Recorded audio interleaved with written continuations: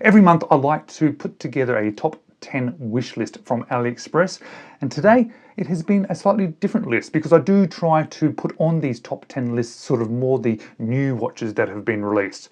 This one has a few of the slightly ones that have been around a while, but they're ones that are definitely worth still paying attention to.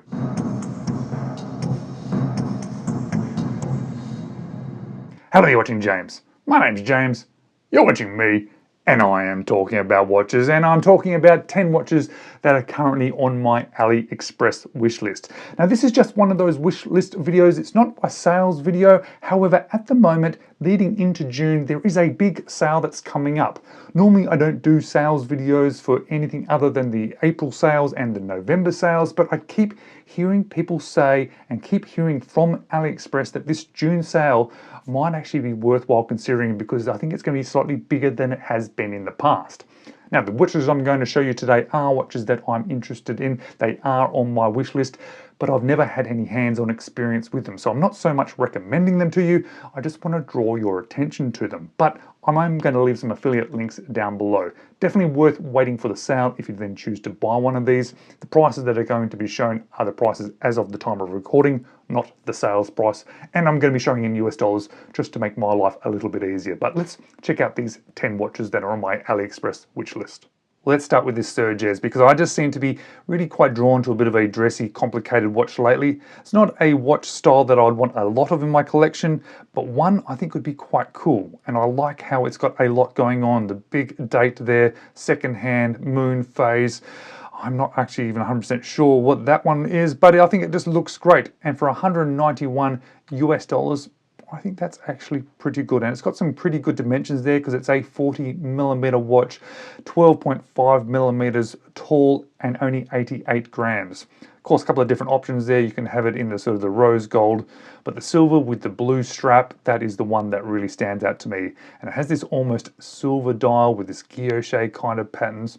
Not a huge Roman numeral fan, but I can just imagine that an affordable watch like this, an automatic watch with all of these sort of complications, would be a fun one to have in the collection and a very easy one just to have sitting there in the collection. As we look at the sort of the details of it, you can see that it is a Seagull powered movement, stainless steel, sapphire crystal, 40mm, only 88 grams, and it has that nice leather strap. Looking at a couple more photos of it, I just think it looks really cool. I don't know, I seem to be drawn back to these sort of style watches at the moment. Again, I wouldn't want a lot of them in my collection, but just having that one, something like this, I think would be easy to have because it's sort of more affordable. It sort of would be easy to have sitting in the collection even if it wasn't worn too much, but it'd be a kind of wonderful sort of watch to have available for those sort of special occasions. Now, I have already shown this Tandorio GMT watch previously in one of my other wish lists, but I just keep coming back to it because it's only 81 US dollars. It has the Seiko NH34 GMT. It has that wonderful textured dial, and I've owned so many Tandorios in the past that I just know that the quality for that low price is just going to be pretty much unmatched. Now, if I can show you some of the other photos of this watch, if it lets me. Nope, it's not letting me do that. So let's scroll down instead. Perhaps we can see some more sort of information about it. Seiko NH34 GMT movement, stainless steel, 39mm, really nice size. 48mm lug to lug, a really nice size. Sapphire crystal, all the things that I sort of want from this particular watch and that price. I think that looks wonderful. Really, I don't think there's many watches that are on AliExpress at the moment that offer as good value as this particular watch. Let's see if we can go back and get some more sort of colors of this because they do offer in a whole bunch of other colors, but they don't seem to be wanting to show me. So, all right, we'll stick with that one. On the bracelet, it's probably this one that I would have chosen anyway, but you can see there's white dial versions, there's strap dial versions, there's even a light blue dial version. Next is a different variation of the Baltany 1921. I own a 1921 from Baltany and I absolutely adore it. The case is amazing, the finishing is fantastic, but it has a very different dial to this one. They're bringing out some different variations. This is the hand winding version. I think there's an automatic version too, but different sort of numbers, different types of hands. And I think it's nice that they're using this great case and adding some sort of variation to it. There's a few different colors for this particular one as well. See, this is the one that I've got here with a sub-second registry, these kind of applied numbers, and I really like it. But they're also doing this one here, and this one is actually a quartz movement, and now, yeah, they're doing that sort of more sort of retro sort of numbers there. Really like that they're bringing out some options on a watch that they've already got, but just giving you more options. It's a 34mm diameter, which sounds tiny, but trust me, because it's a square, it actually wears really nicely. Only 10.5mm thick, 50 bars, sort of 50 meters of water resistance there. I can tell you right now, the version that I have, which is this one here, is actually one of my favorite all-time AliExpress watches. So to have another variation of it, I'm actually quite excited about that. Now, I can't have a wish list without a Pagani Design watch, and I think this is one of their better looking ones. Obviously, Pagani Design doesn't have particularly many original designs, and this one is not original, and it's also probably one of their most expensive ones at $198, but I think it's justified because of the style, the NH34 GMT movement, comes on a bracelet, get all the other bits and pieces. I think it might actually be worth that extra little bit of money. And I think it's a really good set of dimensions on this one as well, which I really particularly like.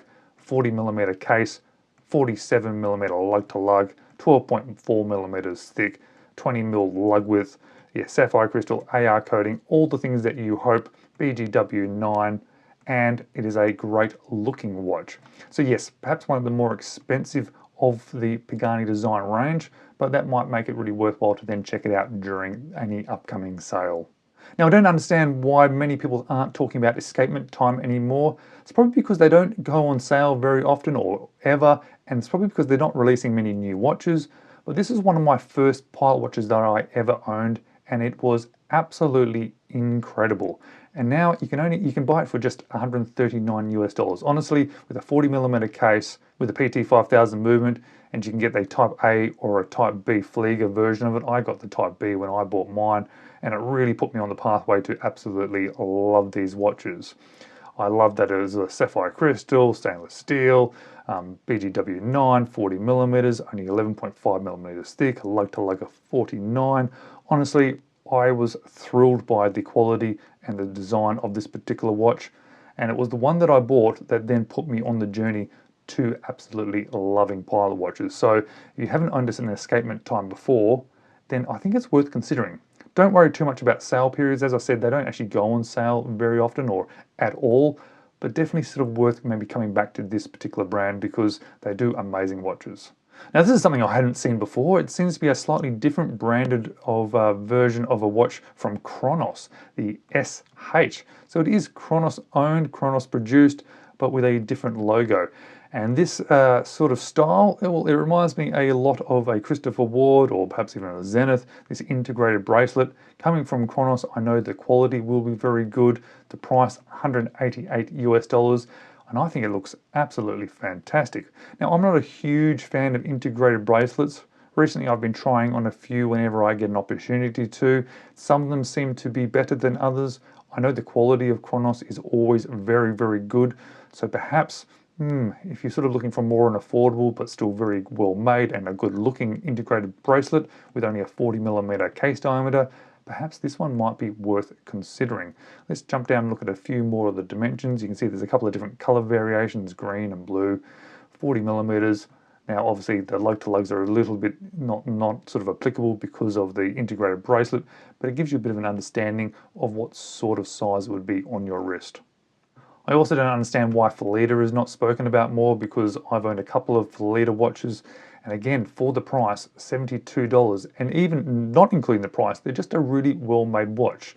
This is a homage of a watch that I actually own, the Longines, and it looks absolutely brilliant. It really looks a lot like the watch that I own. You can get it with a Chinese movement or a Miyota movement.